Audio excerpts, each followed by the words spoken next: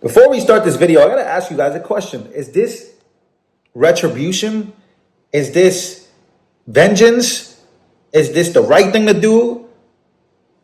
Should these people be held accountable? Do you feel bad for them? Do you think that the country's going down a bad path by holding these people accountable? On that, but I want to say this, the FBI obviously has the public corruption portfolio.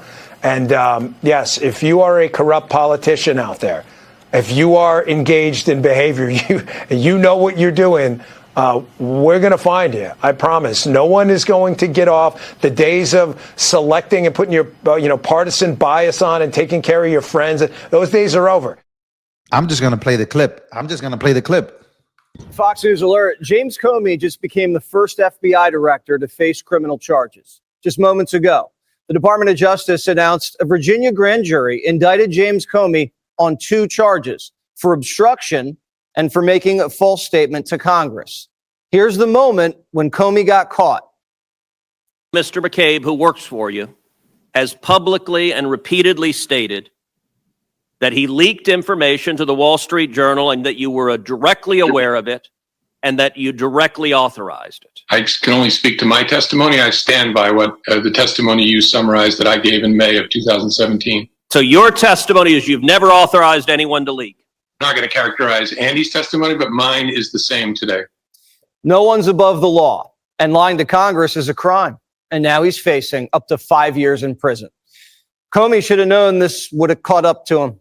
He knew Hillary planted the Russia hoax, and he used the hoax to spy on the Trump campaign. He used undercover agents and doctored evidence. After Trump won, Comey tried to take him down from the inside, but got caught. He's accused of authorizing his dirty number 2, Andy McCabe, to leak to the press. That's what he lied to Congress about. And this obstructed the congressional investigation and tore our country to pieces. Now, after he got fired, he confessed to leaking documents to a reporter to trigger a special counsel in order to impeach Trump. Did you show copies of your memos to anyone outside of the Department of Justice? Yes.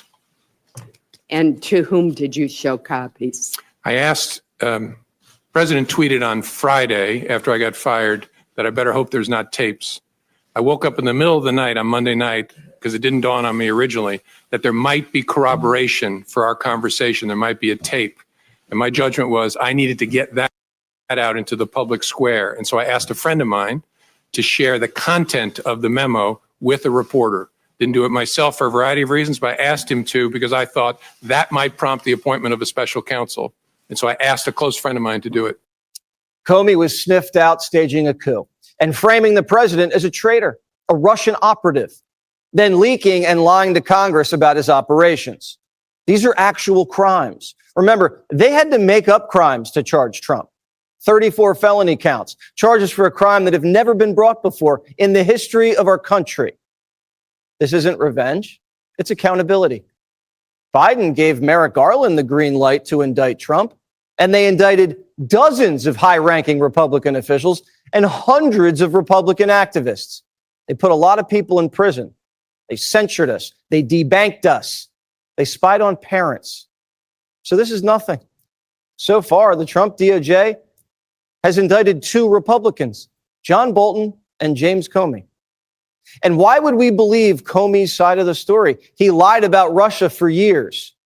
Now, he's innocent until proven guilty, and he's going to have to make his case in court. But we just hope he didn't spend all of his book advance money, because he's going to have to spend a lot on lawyers. Ladies and gentlemen, wow. There you have it. Comey has been indicted on 2 counts, and this is coming in the glimpse of Dan Bongino on June 4th. June 4th. Remember, a lot of people were getting impatient. They were like, where are the arrests? Where's the accountability? Where is what we voted for? Well, here he is. He told you directly what he was going to do and what they were going to do, including the FBI and DOJ. Here he is. Let me ask you about, are you going to be looking into, Cash and Pam, any potential collusion between the DOJ, Letitia James, the novel legal theory of Alvin Bragg, or Nathan Wade, or Fani Willis and the DOJ? Is that something? Has anything come up Is there any way to determine whether or not evidence was destroyed in any of these cases? Well, there's always a way to determine that. I don't want to comment on that specific case right now for a reason. I don't want to get ahead of the Department of Justice on that. But I want to say this, the FBI obviously has the public corruption portfolio. And yes, if you are a corrupt politician out there, if you are engaged in behavior, you know what you're doing, we're going to find you. I promise. No one is going to get off. The days of selecting and putting your partisan bias on and taking care of your friends, those days are over. You know what, Sean? I don't have any friends. I don't want any friends. Well, maybe outside of you and a couple of, I don't care. I didn't come here for the money. I didn't come here to make, I know. No, you didn't go there for the money. I can tell people I didn't come here to make friends. I don't give a damn about friends. I don't have any friends. I don't want any friends. I got my wife, I got you, and I got a small crew of people. So I don't need any friends. If you're you want a friend in DC, get a dog. We're coming for you. That'll help. Yeah, exactly. You want a friend in DC, right? Go get a Labradoodle like I have, because there are no friends in DC. You've been doing this for 30 years. So there you have it. He warned everybody that this was about to happen. Again, we are all the way about to enter the month of October. It is currently September 25th, and we have an indictment of a former FBI director, James Comey, who again has worked on behalf and against Michael Flynn and against President Trump. We know exactly what this guy has been involved in, but now the tides are turning big time, and many people are panicking about this.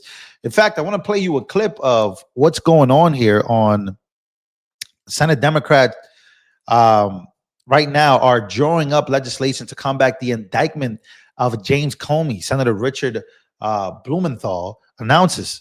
And again, a lot of them are panicking about this. They're trying to do everything that they can to stop this from happening.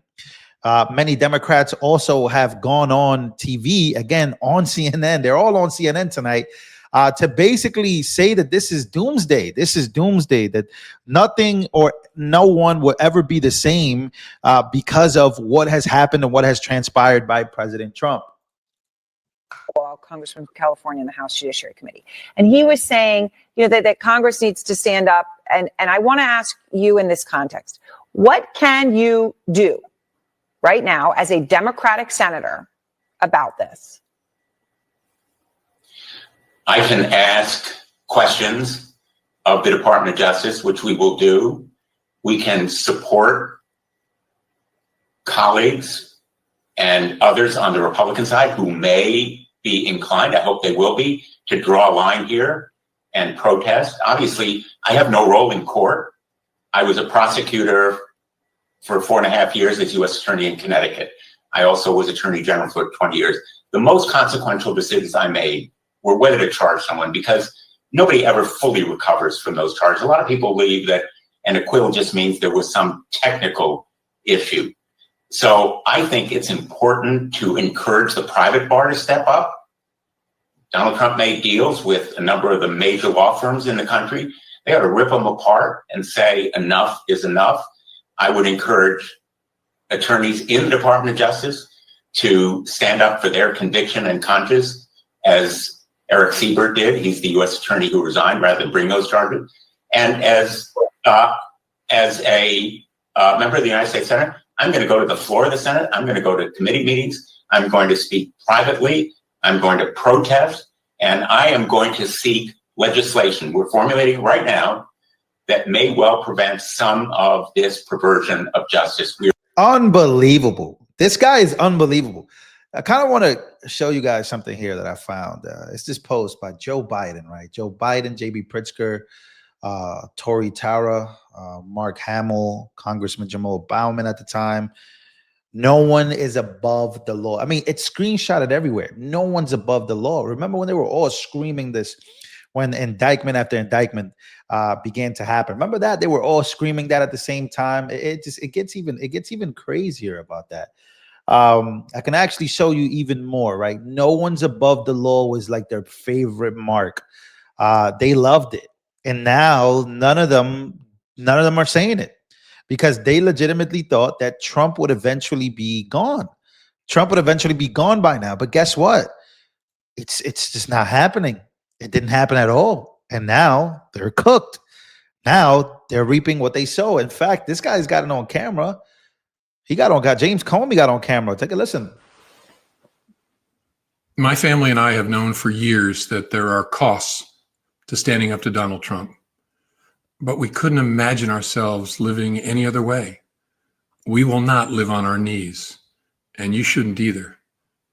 Somebody that I love dearly recently said that fear is the tool of a tyrant, and she's right. But I'm not afraid, and I hope you're not either. I hope instead you are engaged, you are paying attention, and you will vote like your beloved country depends upon it, which it does. My heart is broken for the Department of Justice, but I have great confidence in the federal judicial system, and I'm innocent. So let's have a trial and keep the faith. Well, there you have it. He says that he is innocent. Adam Schiff is next. A whole bunch of people are next. We know about this because Trump has told the DOJ, has told Dan Bongino, Kash Patel, and Pam Bondi that they need to speed this up, that people need to be held accountable. And here you have it. This was looming around, and it has officially begun. Do you feel bad for these Democrats? Do you feel bad for these people? Or is no one above the law? How do you feel? Comment down below. Let me actually know that.